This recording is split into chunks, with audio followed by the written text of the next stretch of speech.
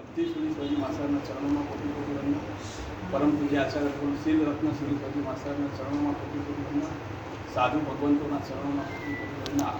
उपस्थित वडीलों भाइयों तथा कई देवता इस दुनिया में है, सबके रूप सुहाने हैं, लेकिन हम तो सिर्फ और सिर्फ मणिभद्रवीर दादा के दीवाने।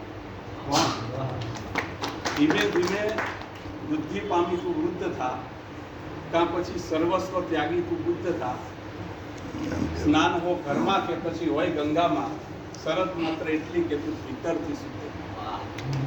ભીતરથી શુદ્ધ થવા માટે જ્ઞાની ભગવંતોએ ઘણા બધા રસ્તાઓ બતાવ્યા છે, ઘણા બધા માર્ગો બતાવ્યા છે. તેમાંનો એક માર્ગ એટલે પરમાત્માની ભક્તિ અને અધિષ્ઠાયક દેવી દેવતાઓની ભક્તિ.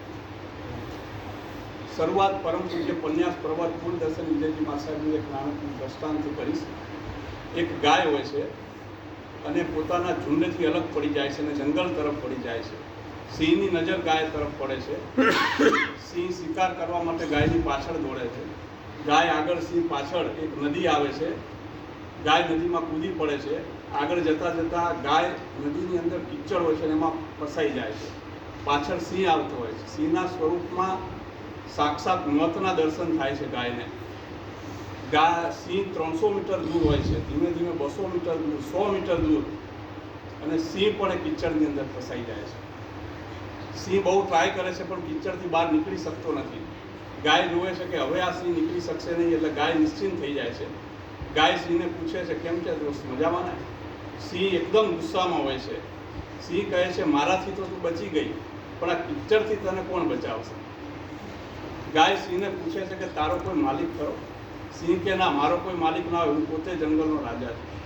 ગાય કહે છે, મારો માલિક છે, એ મને શોધતો શોધતો અહીં આવશે અને આ કિચડમાંથી મને બચાવીને લઈ જશે. આપણી હાલત ગાય જેવી છે. સંસાર રૂપી સિંહ, કસાઈ રૂપી સિંહ આપણી પાછળ પડ્યો છે. આપણે જો કોઈને માલિક બનાવ્યો હશે ને તો આપણે બચી શકશું. અને આ માલિકનું નામ એટલે ગુરુ.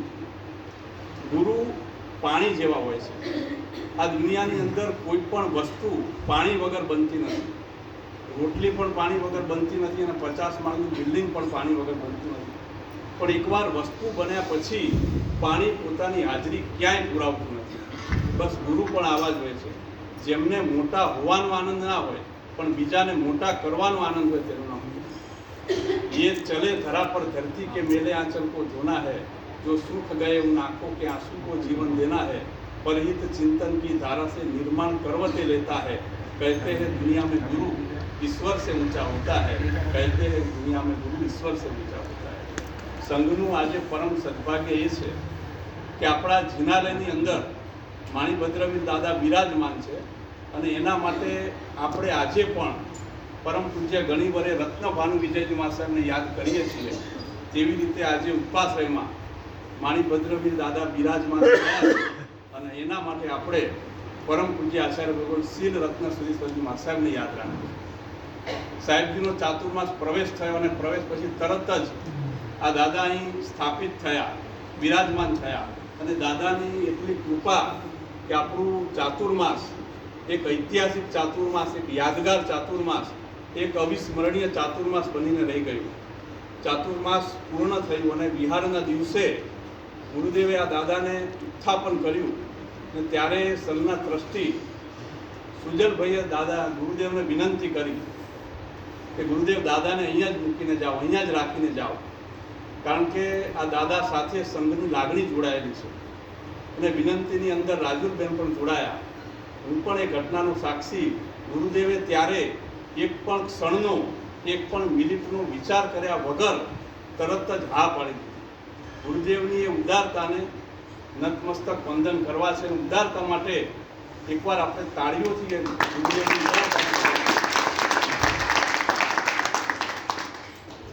મણિભદ્રવીર દાદા 3 સ્થાન એમના: મગરવાડા, આગલોટ અને ઉજ્જૈન. મગરવાડા તીર્થના ગાદીપતિ પરમ પૂજ્ય વિજય સોમજી મહારાજ ગુરુદેવના કારણે 2 થી 3 વાર સંઘમાં પધારી ચૂક્યા છે. પરમ પૂજ્ય પન્યાસ પ્રભુ કુલ દર્શન વિજયજી મહાસાહેબના મુખ્યથી એક ચમત્કારનો કિસ્સો સાંભળ્યો તો. મગરવાડા તીર્થના 500 વર્ષ પૂરા થયા એ નિમિત્તે 500 હવનનું આયોજન હતું. પરમ પૂજ્ય આચાર્ય પ્રેમસુરી દાદાની નિશ્રા હતી. આયોજકોને એવું હતું કે 2000 થી 2500 માણસ ત્યાં આવશે અને 2500 માણસની રસોઈ એમણે ત્યાં બનાવી.